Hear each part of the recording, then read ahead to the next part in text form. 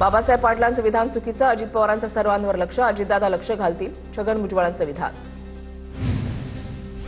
आमदार खासदारांना पक्ष सोडण्यासाठी 100 कोटी मिळतात, मग शेतकऱ्यांना 50-100 कोटी मिळाले तर ते कर्जमाफी मागणार नाहीत, संजय राऊतांची खोचक टीका.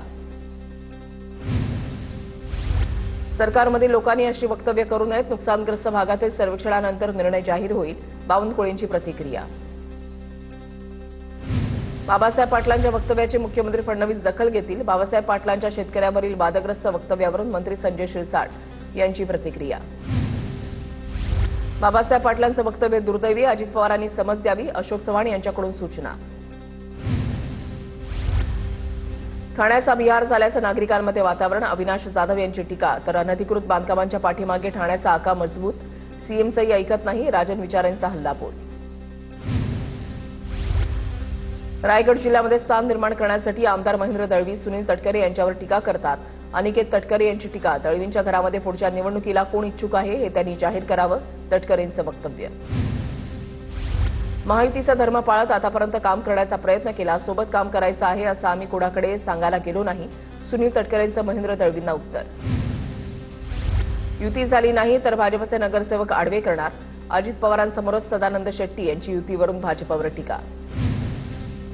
धुळ्यामध्ये राष्ट्रवादी काँग्रेसची ताकद वाढली, निवडणुकीपूर्वी शेकडो कार्यकर्त्यांचा मध्ये प्रवेश, निवडणूक आमदार फारुख शाह यांच्या नेतृत्वाखालीच लढवावी, बैठकीमध्ये एकमतानं ठराव मंजूर.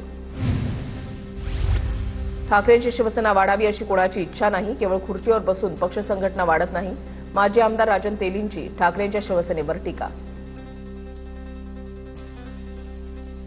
सांगोल्यामध्ये शेतकरी कामगार पक्षाला धक्का, बाळासाहेब एरंडे, उल्हास धायगुडेंचा शेकडो कार्यकर्त्यांसह भाजपमध्ये प्रवेश.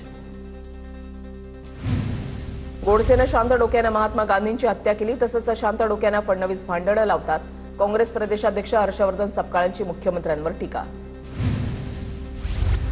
हर्षवर्धन सपकाळांना त्यांना त्यांच्या जिल्ह्यामध्ये कुणीही ओळखत नाही, सपकाळांनी केलेल्या टीकेनंतर फडणवीसांचं प्रत्युत्तर.